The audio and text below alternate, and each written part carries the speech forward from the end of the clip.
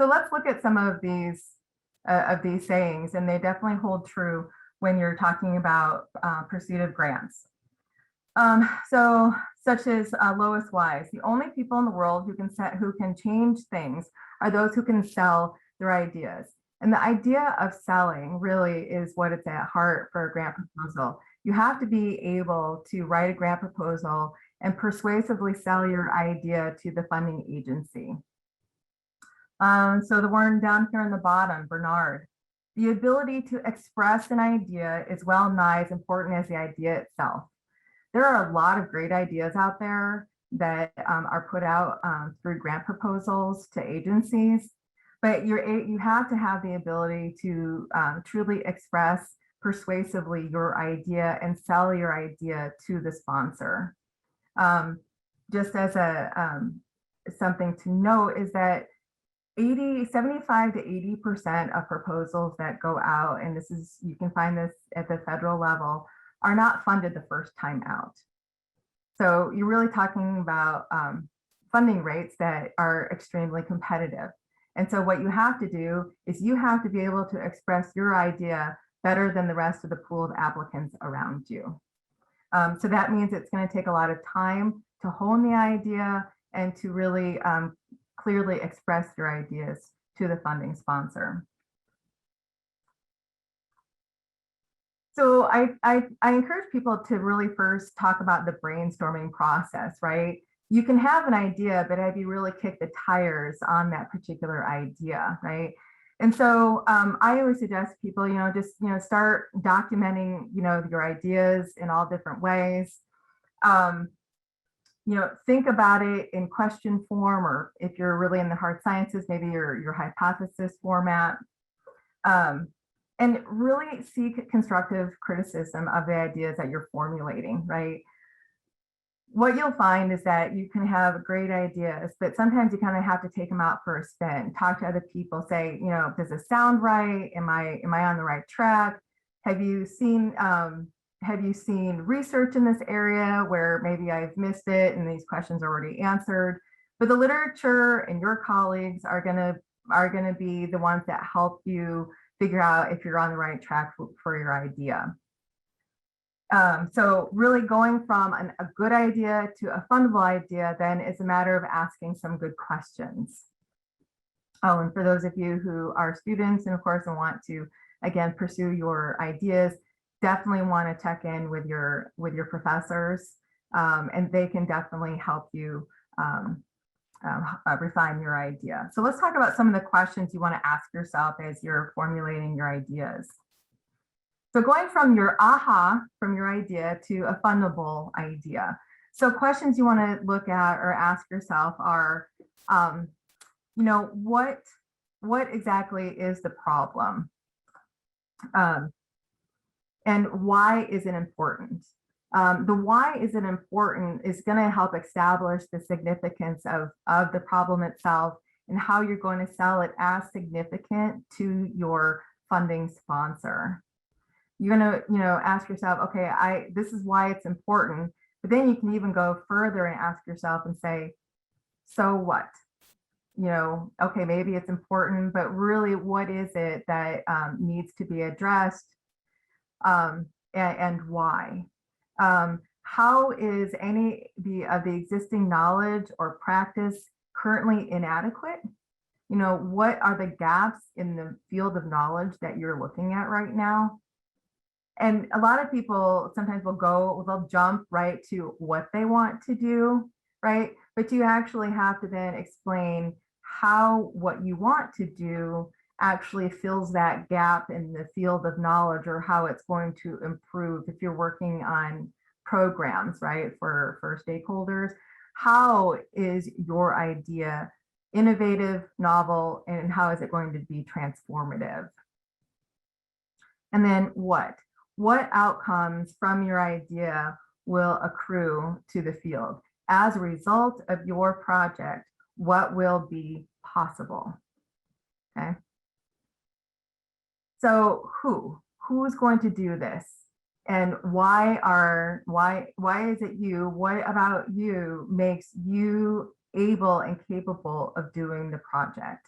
What expertise do you bring to the work? Have you done other experiments? Have you established other programs that you want to run? What is your expertise? Okay, so let's say that you've kicked the tires on your idea and you've been able to answer all of those questions. Now what? Okay. So now you're going to take your idea that you've honed down and you're going to start looking for funding opportunities. Frequently, it's not unheard of where people will find the opportunities first and then try to formulate an idea that will fit the funding opportunity, and that's okay. The hard part there, though, is that unless it's a rolling deadline, now you have to kind of do all of that idea formulation in a time crunched format, right? And so I always advocate that you really talk and figure out about what your idea is first, so that when you are looking for sponsors, you're able to look at your idea and then look at what the sponsor wants to fund to help find the best fit possible. And where do you find those? So when I wrote the first one on my slide deck, I wrote Google. I was going to say, because I think Google is now turned into a verb in and of itself, but I'm old enough to know I think there's other search engines. So that's why I wrote Google or other search engines that you possibly use. It's easy to Google for if you're looking for associations that are associated with your field.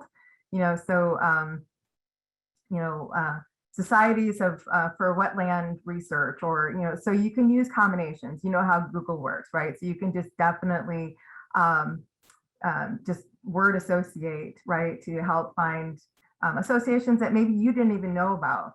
It's amazing how many are out there. There are subscription databases. There is the Pivot funding database.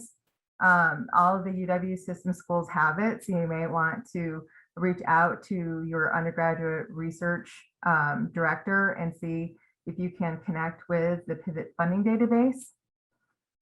For all federal grant opportunities, there is grants.gov. Every federal agency that offers funding opportunities advertises in grants.gov.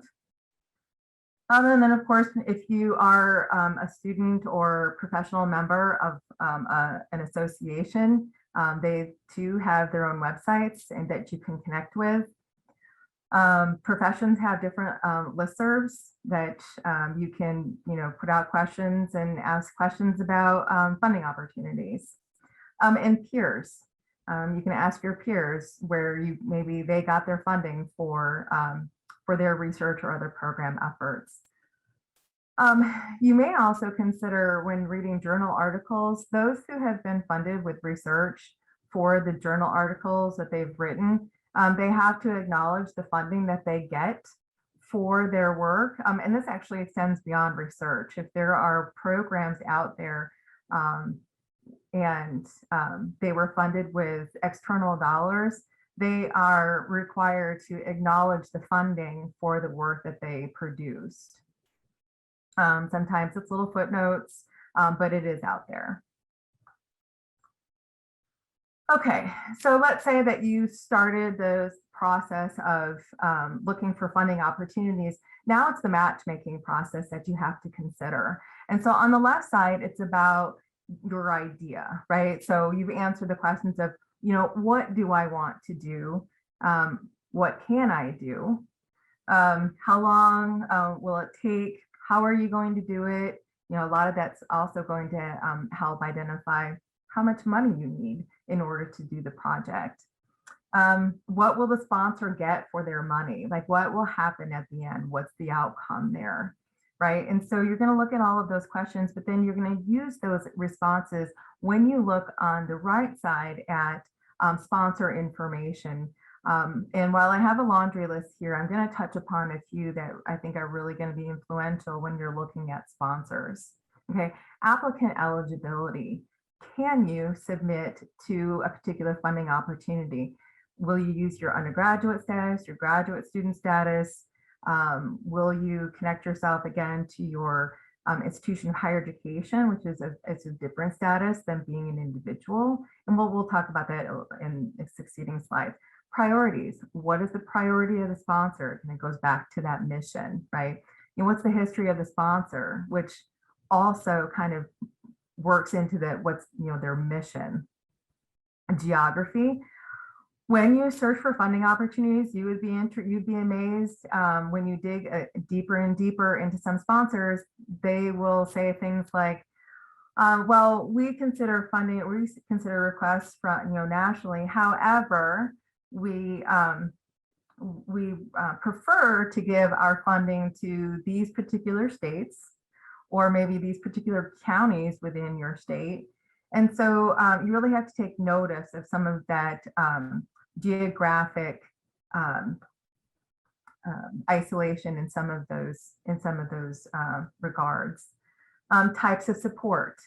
What kind of money do you need? Do you need salary dollars? Do you need equipment? Do you need travel dollars? And what will the sponsor provide? If they don't provide any of those categories, then maybe you have to move on to another sponsor. Application process and deadlines. What is it that you need to submit? How often are they going to accept proposals? What are their deadlines? Is it a two-step process? Do you need to submit a letter that says, hey, would you consider my project? And if they like your letter, maybe you have to send then a full proposal, right? So you have to understand what the sponsor needs for the proposal. And then a lot of information can be gleaned from past awards. Most sponsors have to publish information about who they've given money to before and for what purpose. And so it kind of gives you an insight as to whether or not your project might find a good home with that sponsor. Like I said, I'm going to dig into a few more of these, just a little bit more detail here. I mentioned that, what drives the sponsor's giving, right? And it's the mission. And we're going to take a peek into a couple of agencies in a few minutes, and we're going to look. If you go to a sponsor, you will find that you can tell me if you ever find one that doesn't have one, but every sponsor has a mission statement, and it does provide some good information as to what drives their existence and what they would give money for. So you want to become knowledgeable about each sponsor's mission so you can make the best fit possible with your project. What does it fund? What has it funded in the past? Where's their geographic distribution of their dollars?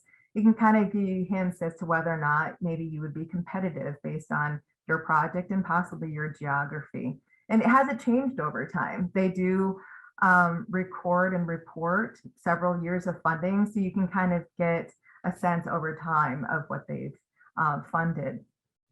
And like I said, successful applicants are able to help make that marriage between the project and the sponsor's mission. And sometimes it's literally using the mission language in your proposal.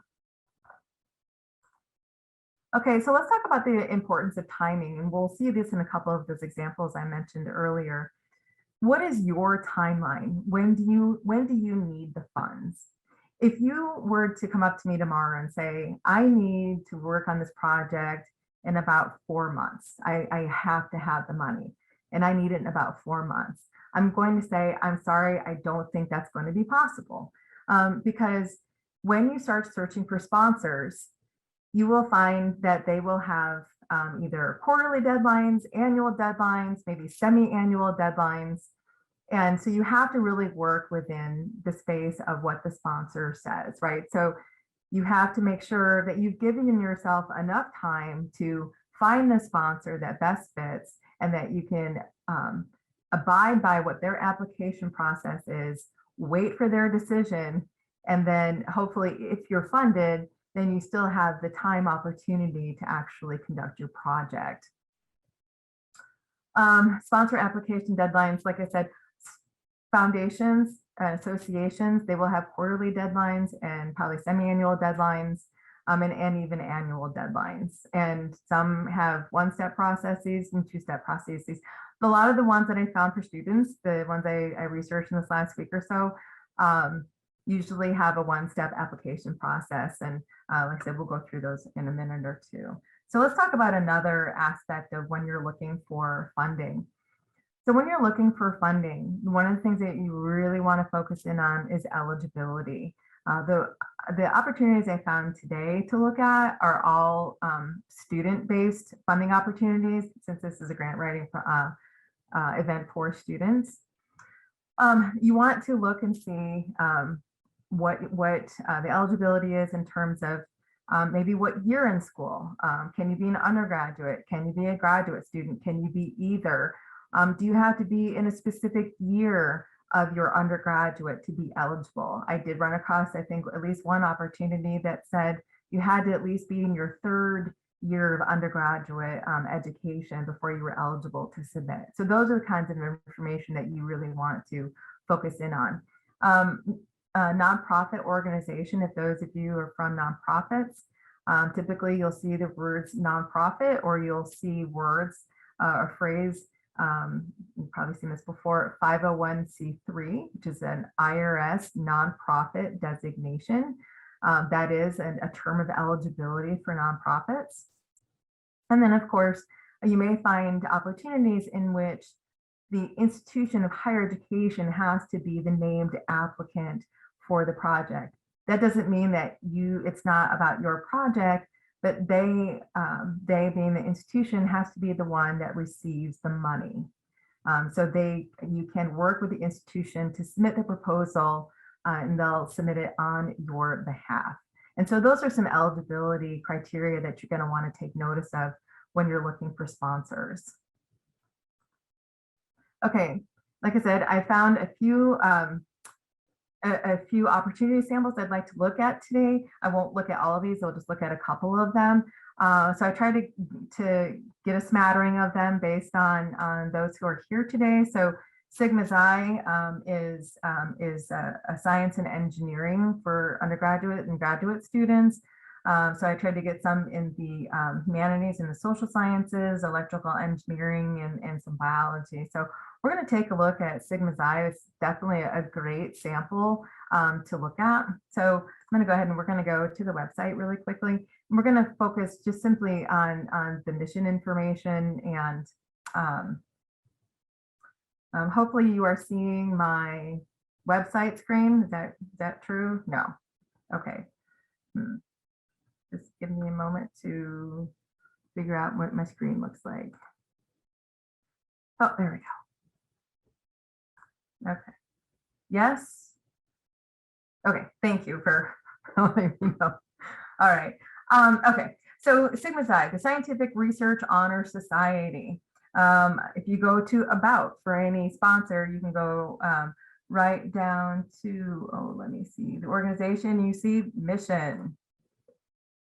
So the mission here recognizes, let's see, mission to enhance the health of the research enterprise, foster integrity in science and engineering, and promote the public's understanding of science for the purpose of improving the human condition. That's pretty big. It's pretty general, especially when you see all of the scientific fields that they will receive proposals from. So as we scroll down, we'll see that they will take proposals in a range of research categories, from anthropology, behavioral ecology, biology, chem, climate science, computer science, math. There's a lot here. So it's definitely wide ranging for the sciences and engineering. So here, what you see here is they award grants of up to $1,000 to students from most areas of science. Let's see. Oh, and if you're in astronomy, you get up to $5,000 and $2,500 for vision related research. So they tell you right up front, you can pay for travel to and from research sites, or for the purpose of non-standard laboratory equipment and necessary to complete a specific research project, right? So great, all good starting information. Now let's look at here. They already tell you right up front what their application deadlines are. So every year you can submit to a spring cycle, or you can submit to a fall cycle. So that's great. Twice a year that you can do this. There's definitely more information to be had And we'll go through that, I think, a little bit when we talk more about, actually, we'll go ahead and do a little bit more digging because their information is kind of all over. So when you look at the website, they talk to you again about how much money.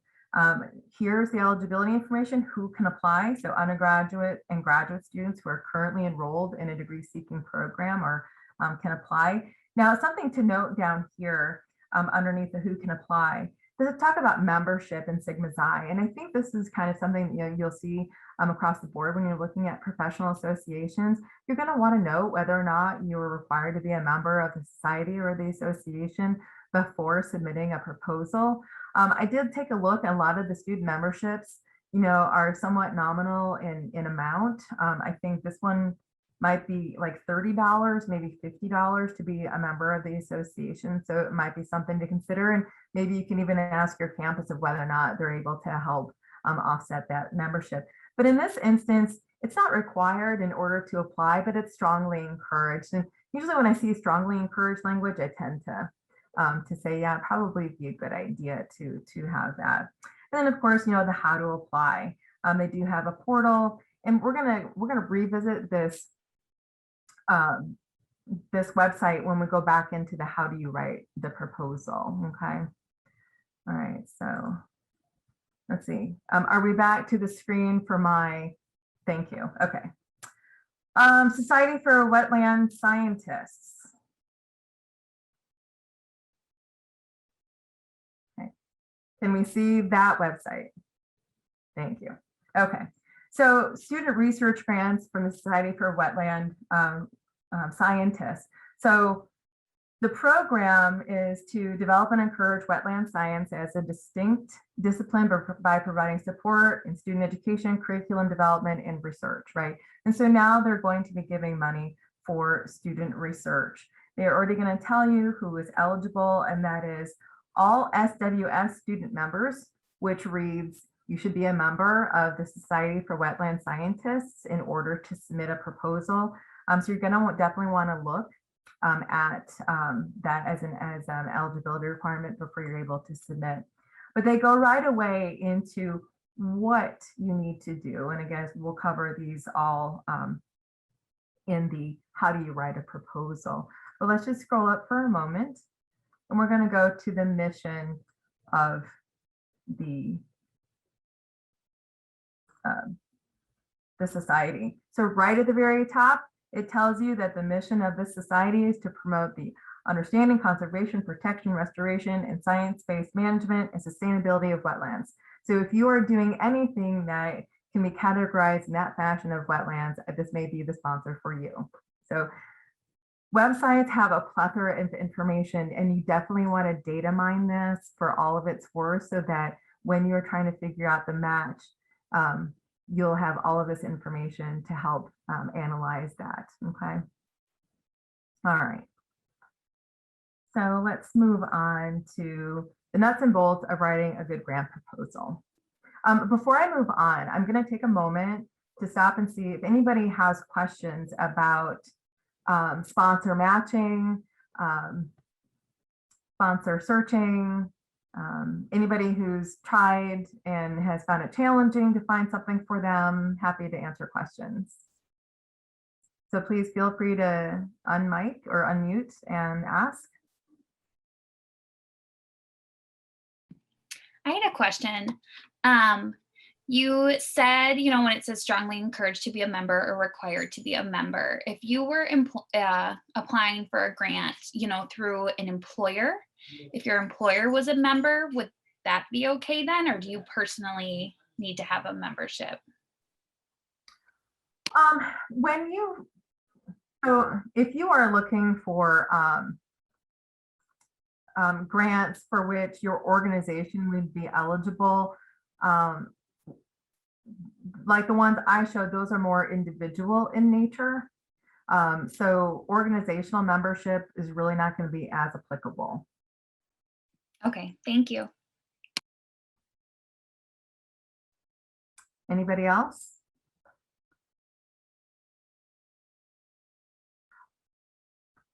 Okay, all right. I will go ahead and move on. We'll talk about the nuts and bolts of a good grant proposal. Okay, so what is a proposal? Well, it's a lot of things, but it's definitely the items that you see on the screen. It is a sales document. In my early days in my job, I would usually say you need to get out your best plaid used car salesman jacket so you can work on your sales pitch within this proposal.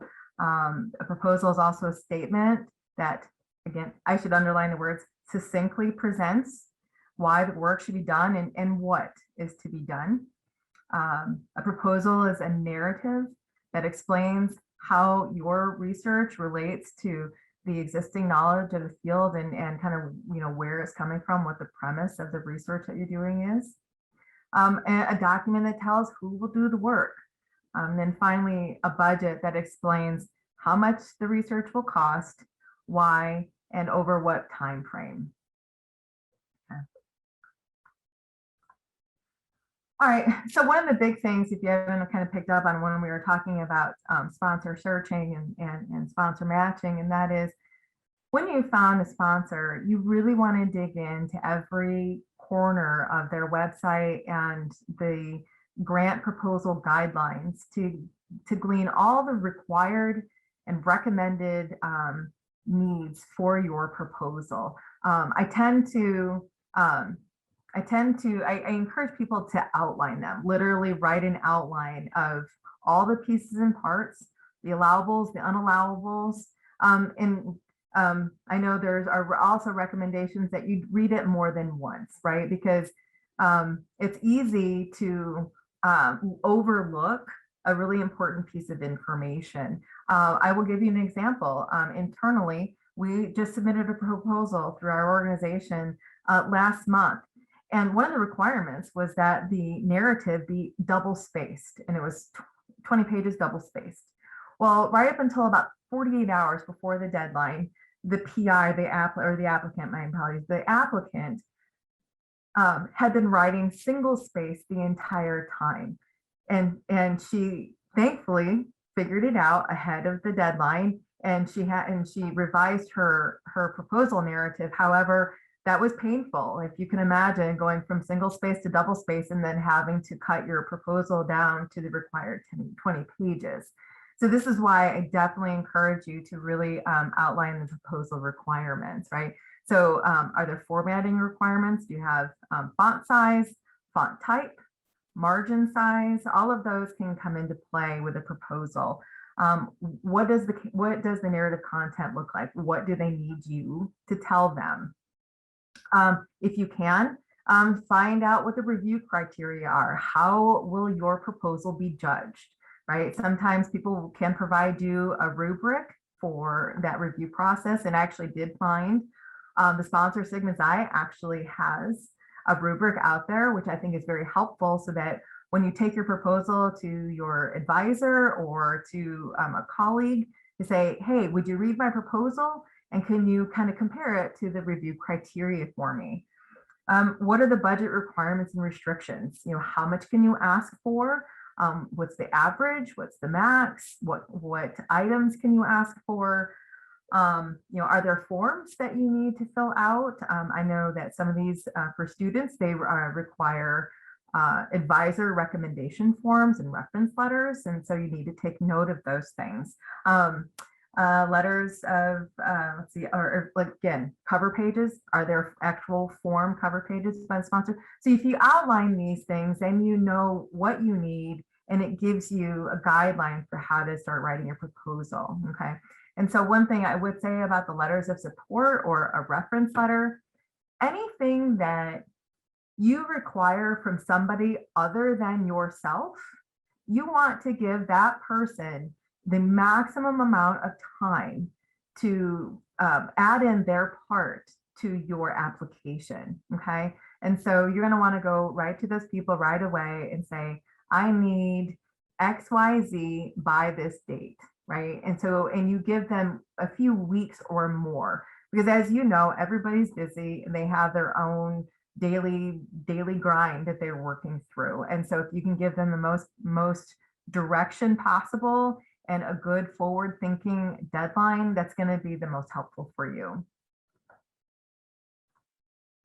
Okay, so I'm going to go back in to kind of look at some of the guidance that they provide. Again, like I said, the Sigma Xi opportunity was really a great example. So I appreciate all the head nodders. Can you tell me again if you see this website? Thank you. I appreciate that. Okay, so we're going to go into the application portal where we were. And their information is a little bit spread out. I found it interesting. So you can go to the application guidelines, but as I was reading them, they don't. Some of it was guideline like, but there were other parts of this website outside of application guidelines that really gave some great information. So application guidelines. So on the screen, and I apologize if I hope it looks big enough. So things you want to take note of for when you find sponsors.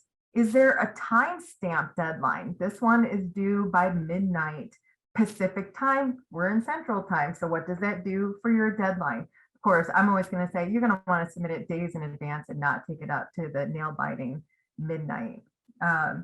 So here is really great information, kind of goes back to the timeline for when you want to work on your project, right? So, the March deadline, the application form is available as far back as December. And then they tell you that their decision will come in at the end of May, which means that you can expect to start your project in the summer, right?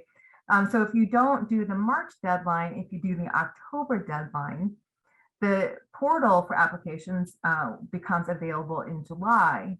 And then the funding decision then comes in December. So you can imagine probably a spring start date for your project. They go a little bit deeper into applicant eligibility in terms of citizenship, which is good to note. Again, it tells you you have to be current as an undergraduate or graduate. Here, if you're an undergraduate, they even go so far as to say that if you're a senior, you have to be able to finish your project prior to graduation. Again, not going to go through all of those, but those are pieces of information you're going to really want to consume while you're looking at a sponsor. Here, they go into great detail about what are fundable expenses and what are not allowable as expenses on your project. And so if you're looking for some funding for things and it is not allowable, this may not be a good match for you and you may want to continue looking, but it does give you a good sense of what you can and cannot submit your budget for, okay? So again, a lot of good information. I went even further into this website and I clicked on preparing a successful application. And like I said, I think a lot of the information on this particular web page actually really would be more guidelines defined, honestly. But here are some really great links here. In the top, it says a sample proposal can be found here. So you can click and see, what it looks like. That's helpful. Proposed investigation. And they tell you up here that the 3 key elements, all good information for evaluating a proposal: proposed investigation, your budget, and a recommendation from a research advisor. So you could definitely want to take a note of those while you're outlining the needs for this particular submission. So they tell you right here that in the proposed investigation, which is your narrative, you are limited to 500 words. So trying to figure out how to write your entire proposal in 500 words, that is not an easy feat. This is why you want to start early so that you can rewrite for clarity and conciseness, which is something that we'll definitely talk about in the writing process. They talk about literature citations.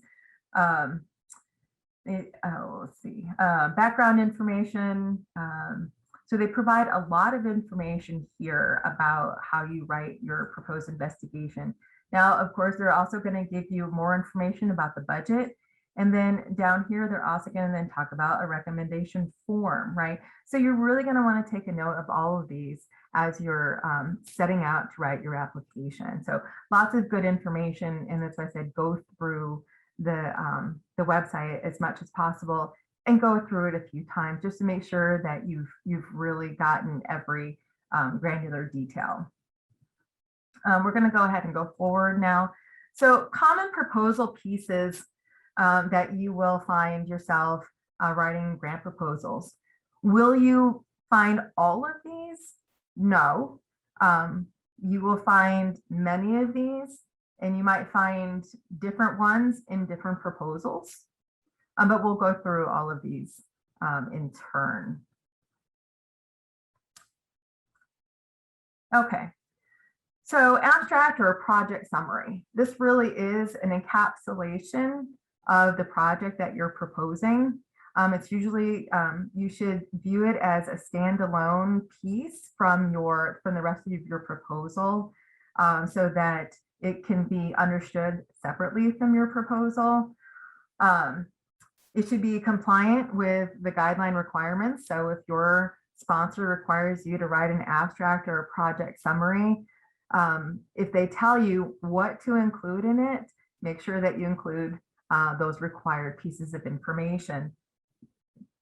The abstract should reflect the content of the proposal, and the typical elements that you will find in the abstract or the project summary, of course, will be the need or the importance of your project, objectives, what you plan to accomplish in your project, a concise overview of the methods or the activities you're going to undertake for your project, and then what are your projected outcomes for your work. Okay.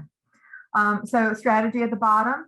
Please do not write this until the very end, because what you'll find if you write in the beginning and then you write your proposal, you may find that things change over time while you're writing your narrative, and then the abstract and the summary will no longer match. So one of the things that I stress is that while the abstract and the project summary chronologically come first in a proposal, it's not necessary to start on page 1 with a writing process if you know you can write other parts first. All right, it doesn't have to, just because it comes first doesn't mean you have to tackle it first. Like I said, I tackle this one last. Okay, so a lot of those questions that I posed before in terms of like, how do you refine your idea to a fundable one, asking the what, the why, the how, the so what, all of those things, that's going to feed into your overview or your needs section. And this overview or a needs section is really going to be the first page to a page and a half of your application, where you're really going to grab the reader's attention and wanting them to keep reading on, right? And so you're going to want to, of course, grab the reader's attention in the very first paragraph, talk about the current knowns in your field if you're performing research, and you can even identify or point to a piece of literature or two about that kind of establishes that currency. What then is, well, where's the gap? Like, what's still missing, right? What's needed still?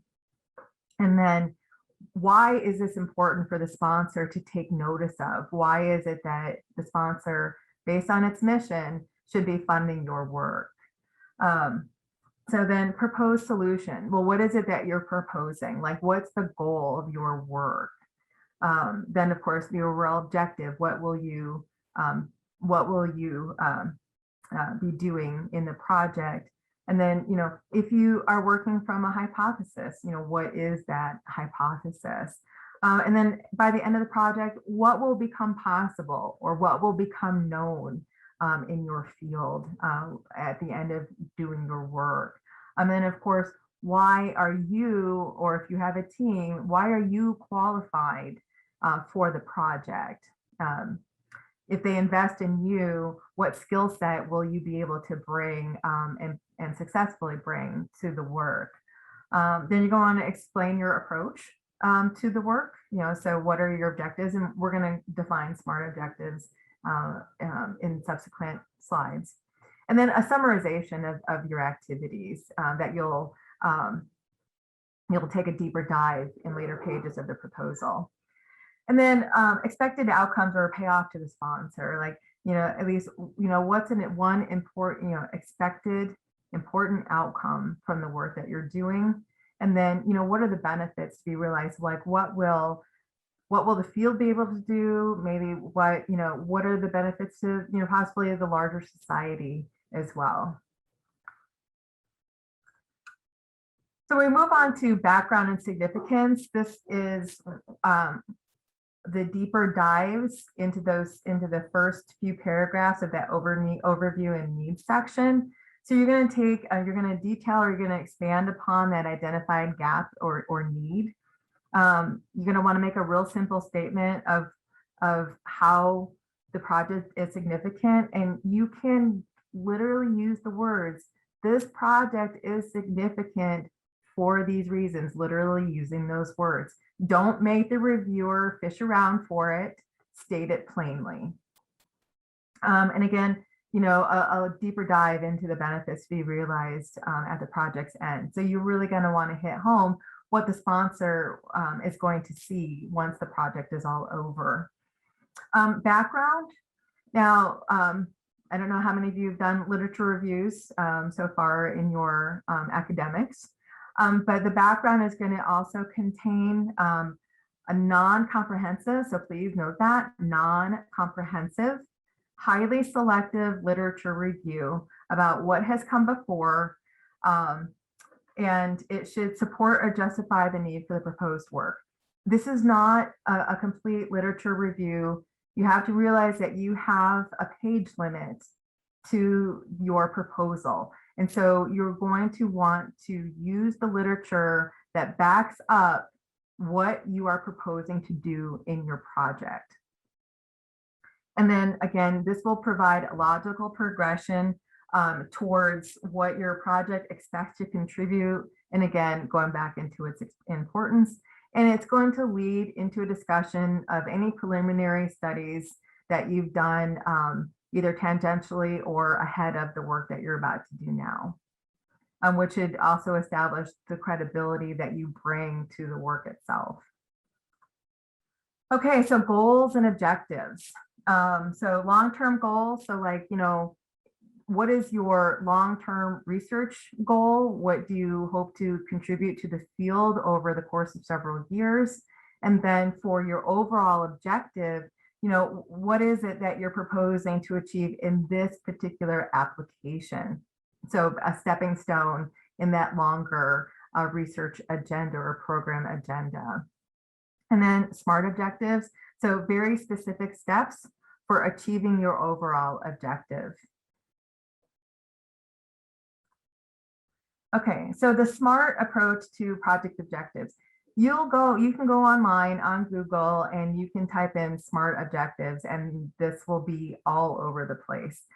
It is an acronym for specific, measurable, achievable, realistic, and time-bound. So when you are writing the objectives for your work, you're going to want to make sure that they reflect this SMART acronym. So specific. So what exactly is it? You are wanting to write it as detailed as possible, so there's no question about what it is you're going to be doing. Measurable. It should be written in such a way that you can talk about how you're going to measure whether or not you were able to achieve what you set out to do. Okay. Achievable, of course, within the specific time frame, with adequate resources and the team. So is it achievable based on all of those other inputs? Realistic, does it make sense? Is what you're proposing to do, will it actually get you to your goal? And can you complete it? Can you reasonably complete it? And time bound, you have to be able to complete it within a reference of time, right? And so if you're proposing a 12-month project, can you accomplish it in 12 months? If you're proposing a multi-year project, how many years is that? And what does that look like on an annual basis, right? So the reviewer has to believe, based on what you're proposing, whether or not you'll be able to achieve it within the time frame that you want to achieve it in. So I threw in a couple of sample goals and objectives, right, to kind of give what looks like broader range, and then what would be kind of an overall project objective, right? And so for the first one, I came up with long-term goal is to identify key factors predictive of tobacco use, so that improved strategies can be developed to reduce environmental tobacco smoke exposure and tobacco-related morbidity and mortality. Well, in the last few years, we see is, the vaping craze, right? And so, so for this particular project, the investigators want to help identify the underlying causes of increased smoking and vaping rates among teens. So that, of course, does factor into their longer term career goal. Okay. So another one, the second one, it's not a research goal, it's more of a programmatic goal. And I've worked on a lot of institutional proposals before. So this one is more about how to help prepare students for the STEM workforce. So our long-term goal, of course, is to effectively prepare increasing numbers of graduates from diverse backgrounds to enter and succeed in the STEM workforce.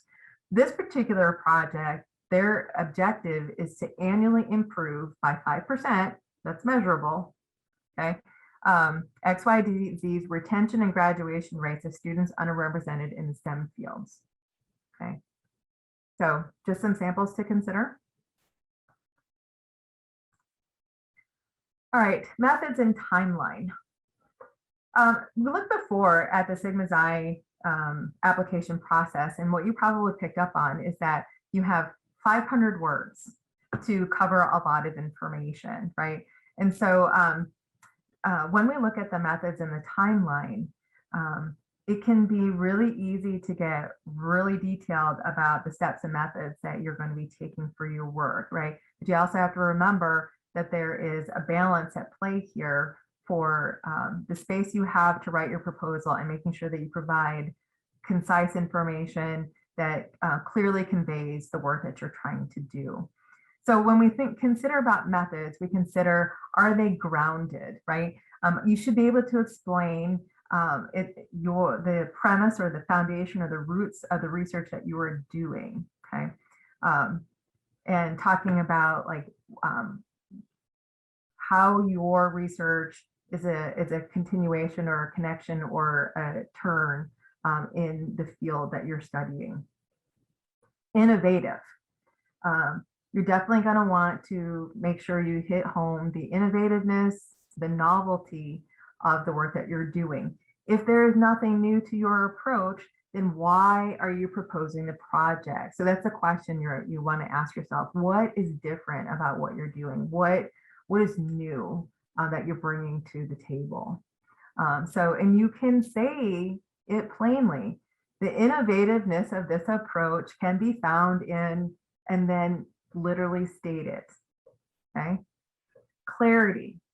So you're going to describe what you do in enough detail, jargon-free, which means do not use niche field-specific terms.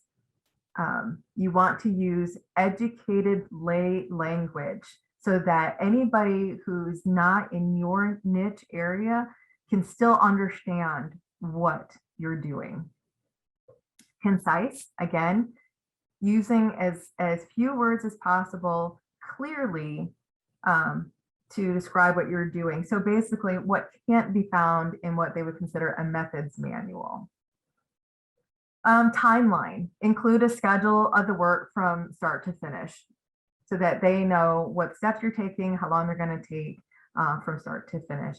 Sometimes people will use a graphic for a timeline, either a Gantt chart, something that flows, month to month to month, or quarter to quarter to quarter, or if you're proposing multi-year, year to year to year, or quarter and year.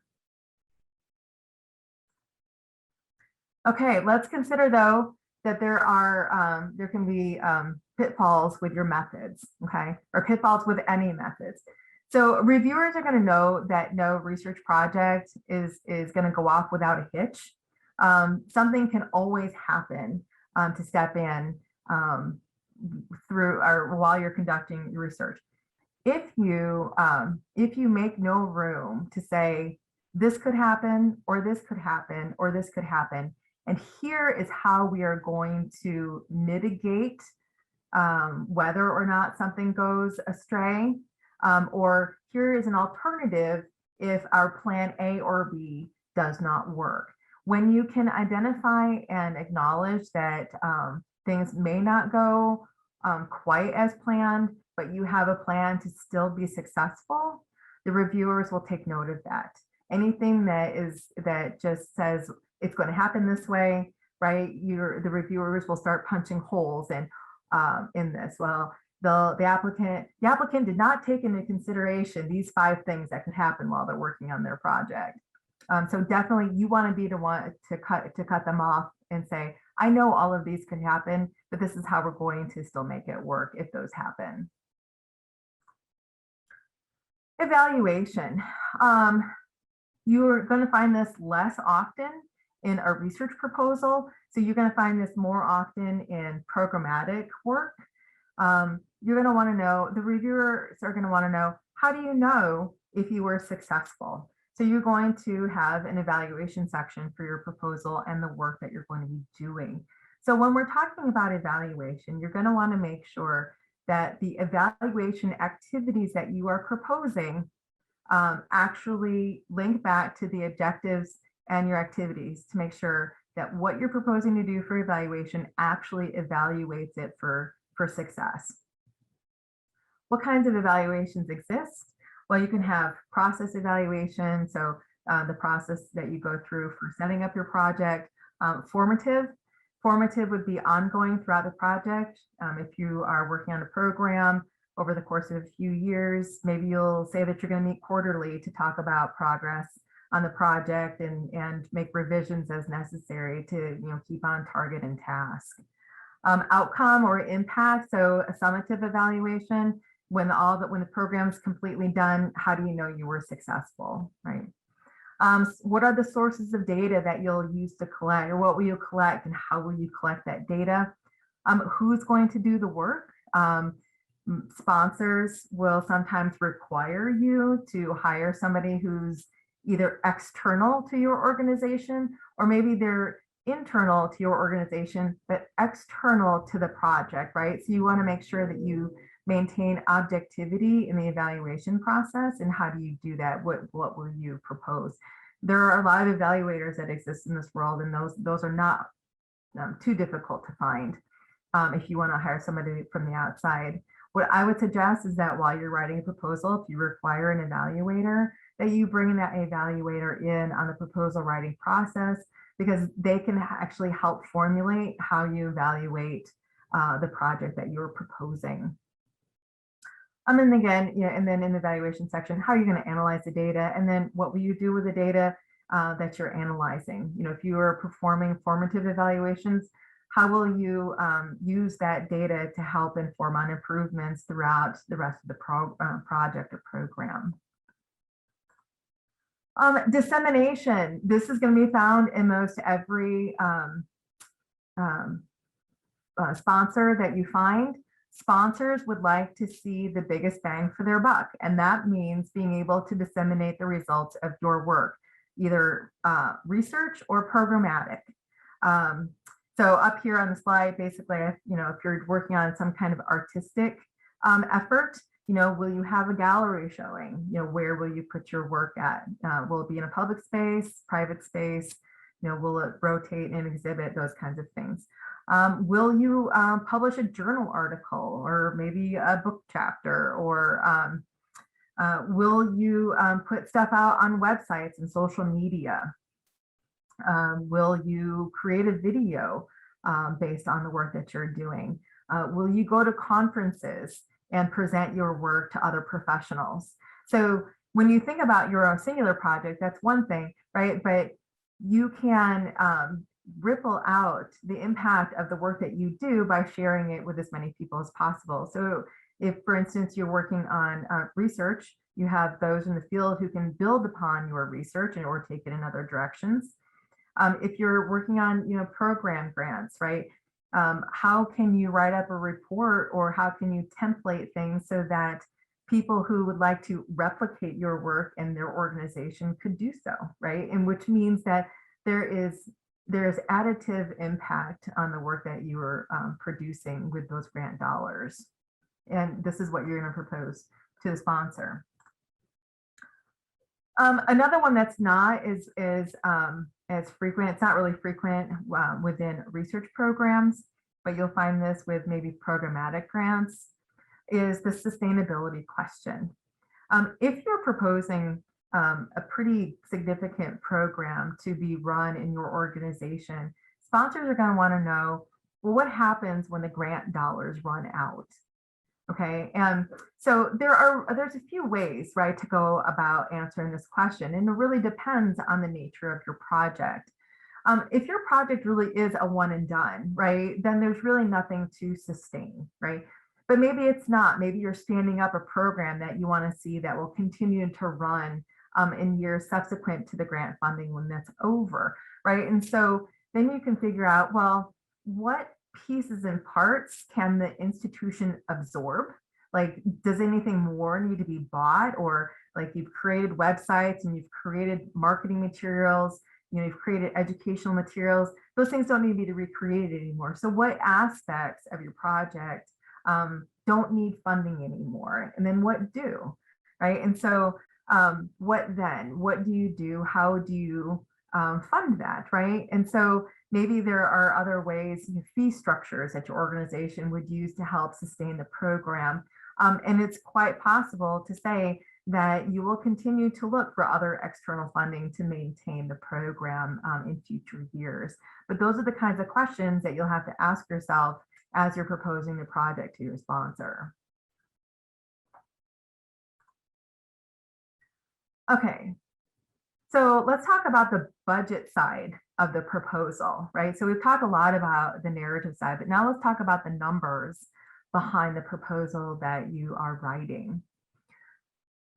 So a budget really is a numerical representation of your proposal narrative. So whatever is in the proposal has to be somehow addressed in the budget section of the work that you're, of what you're proposing, okay?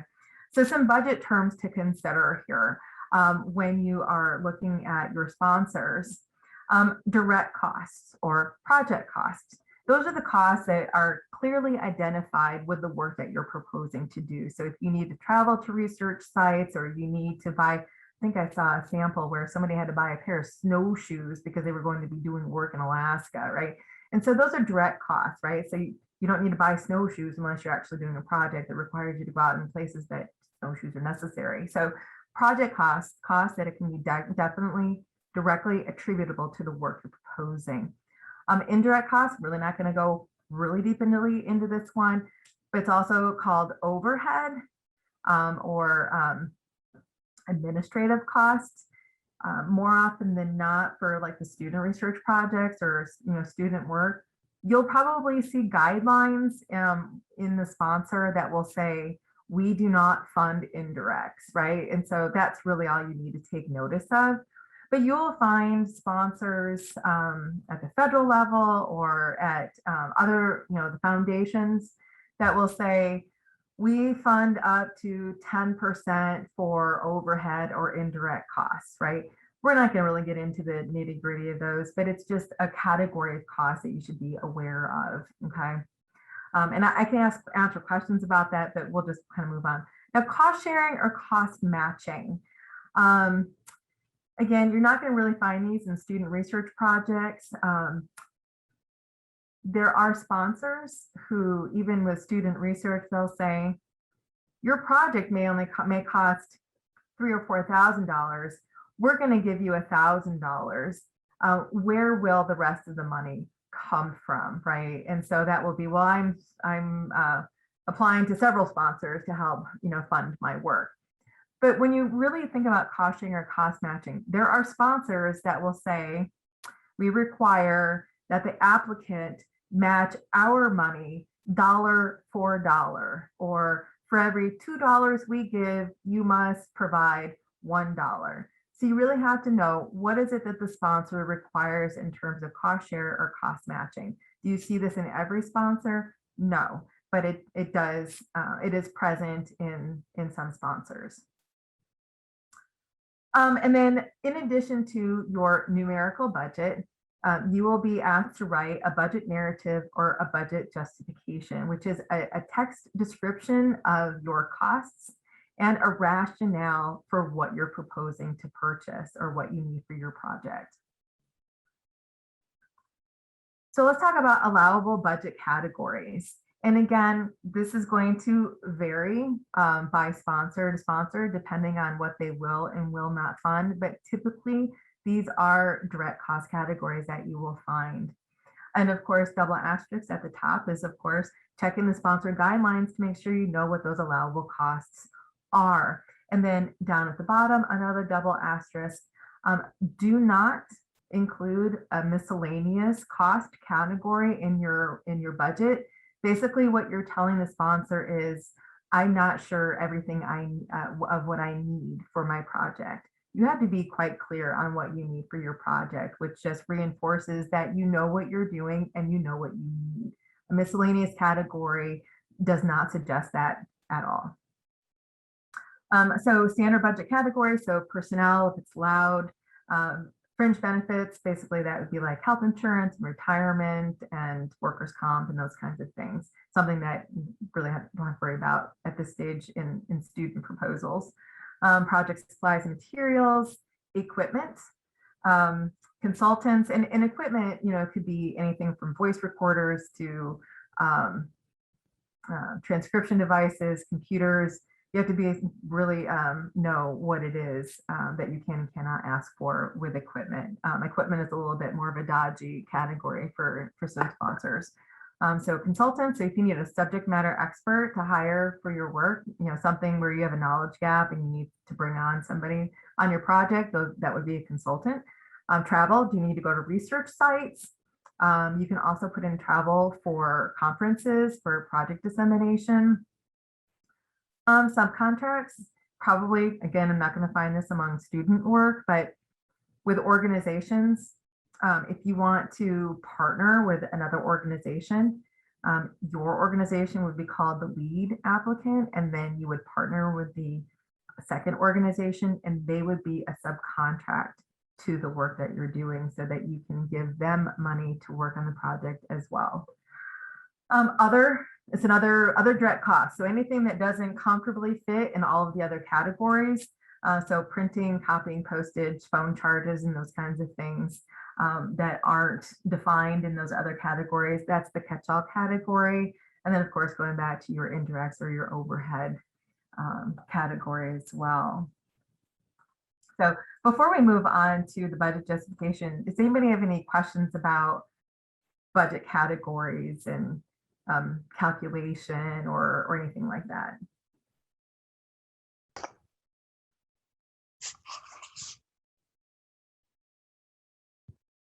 Chandra, do you have a question or a comment?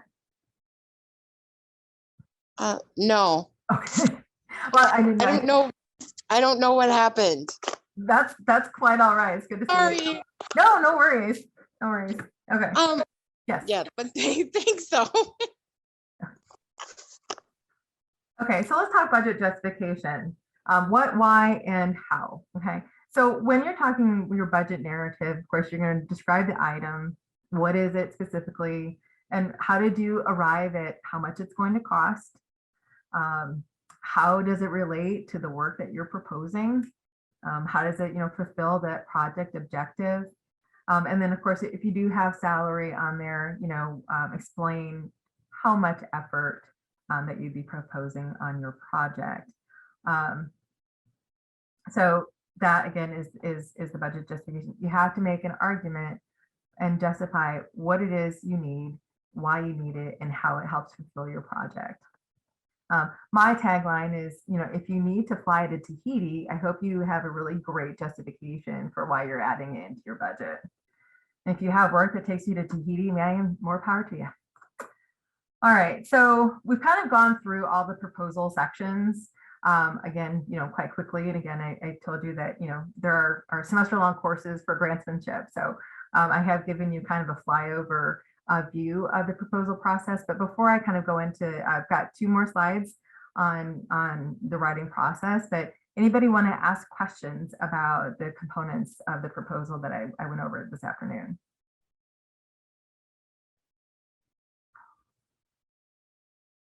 Okay, it's either late afternoon or I have simply been so thorough that there's literally no questions. So, but I'm interruptible. So if you decide you want to ask a question before you depart this afternoon, please shout it out. Okay, so thoughts on style and structure. Be consistent. So if you use particular phraseology, particular words to describe something, make sure that you use that and not change it up, or at least make sure you know a change up for the reviewer so they know what you're talking about. Be concise. Again, proposals have limits. And so you have to make sure that you use the landscape of your proposal well, so that you provide as much information within that proposal page limit that gets your point across completely, concisely, and clearly. Be alert to the active versus passive voice in the word choice that you use. Again, I think I'd already kind of gone around this before, is that reviewers are educated lay people. And so you want to avoid, really big words or very jargony words. And if you do use them, make sure that you do define them so that you kind of bring the reviewer up to speed on the work that you're doing or in understanding it. Spell check, and you've probably already heard this before in way other areas, but spell check is only a resource, right? So do not use it to completely check your proposal and then not look at it again. It will still overlook bona fide grammatical errors. You may spell something right, but the word still may not be the right word. Using headings and subheadings throughout the proposal, it kind of guides the reviewer through the reading process. It's very helpful. If you've got lots of data, you could consider using bullets or numbered lists for series of connected thoughts. That also helps kind of bring white space eye relief in proposals. And if you have graphics or charts or diagrams, those can kind of help or drive home important points that you're trying to make with the data that you're using. Again, white space, using those graphics, using those bulleted lists does help kind of break up the text flow. And so you kind of want to avoid like a wall of words, right? I can attest that when I was going through school, I would flip through my textbooks and I would look to see how many graphics and tables that there were. And if I hit those, those pages of text, I knew I was probably going to fall asleep after a while. So you can consider the same thing for your reviewer. Using bold, italics, and underline to set off headings and important information, I think is also very helpful. It really can guide a reviewer's eyes in the reading process, but don't overuse it. Once you start underlining or over bolding or over italicizing, then the idea of something being important kind of loses its shine. Okay, last slide. So general tips. Definitely get a peer or somebody that you trust their opinion on to review it for content clarity and kind of overall organization. This is why, go down to bullet number 5, start early, revise often, and submit before the deadline. The earlier you start, the more opportunity that you have to bring in other people to kick the tires on your proposal to make sure it's clear, it's solid, and it's ready to go. Again, checking for logic and spelling, grammatical errors. Remember, going beyond spell check for those things. Make sure that you obey the sponsored guidelines. I cannot stress that enough, because if you do something that they don't allow, that will give them the freedom to chuck your proposal out of consideration. Okay. And so when you're done writing your proposal, take the proposal and recompare it against the guidelines to make sure that you've hit all of the requirements and you haven't put in anything that they don't allow. Again, simplify your writing. Look at some of your sentences. Are they 4, 5, 7 lines long? You may want to consider that maybe there's too much information in there, or you need to cut up the sentences to give the reviewer and the reader, a little bit more of a simple perspective on what you're trying to say. Again, I'm going to emphasize start early. It's not unheard of that faculty don't start early, so start early.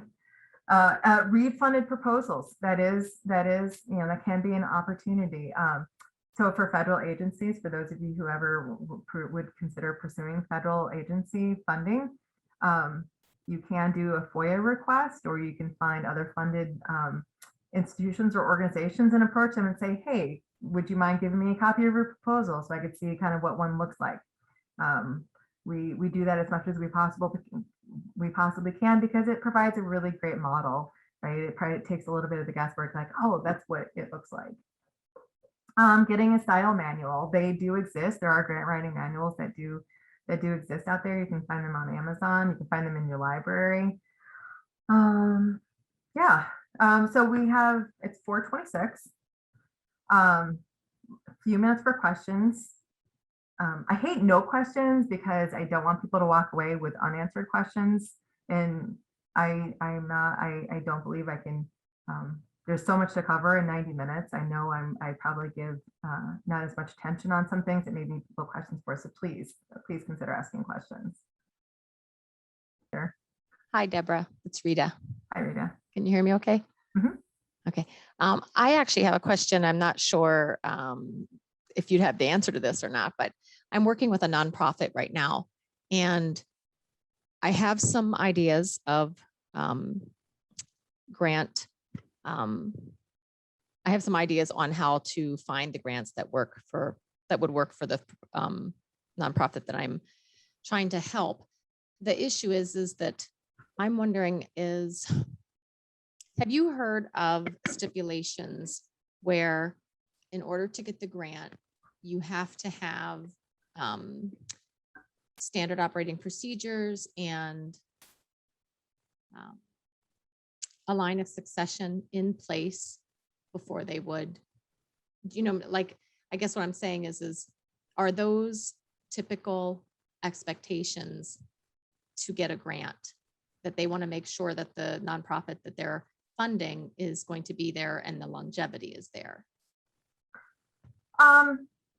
Yeah, I mean, for instance, the application we just submitted last month wanted to see our conflict of interest policy. They wanted to know that we had the financial systems in place to handle the dollars.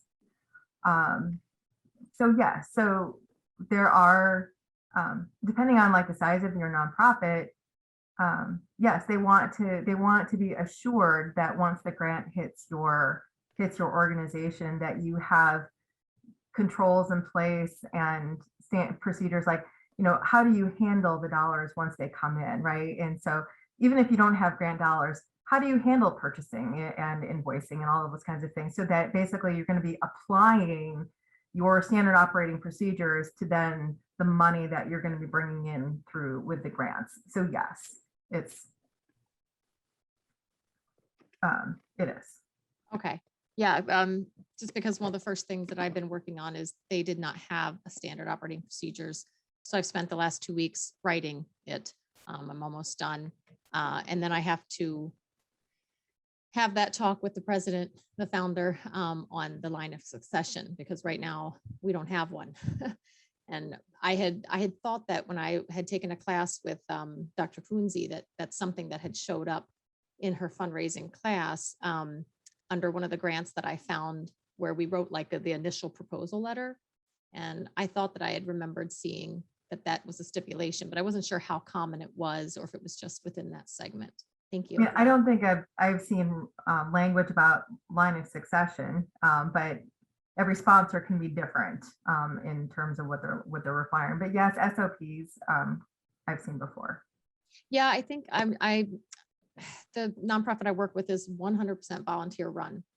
And so aside from the president, and even she's volunteering her time, and she's hitting retirement age. So I just want to make sure that before we invest a lot of time and effort into writing a grant, that we have all of our I's dotted and T's crossed.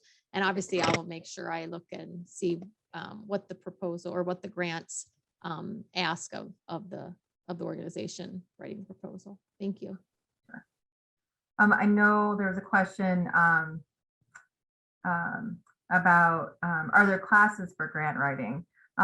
It really can be, I think, campus by campus. I know, Chandra, do you guys teach anything at lacrosse? Several of our departments actually have grant writing as electives in majors, English, health education, also in rec management, therapeutic rec. Okay. So I know the question was, I thought I saw one offering from my university, but I don't need it in the English section. I'm not quite sure I understand that I don't need it in the English section. If it's an elective and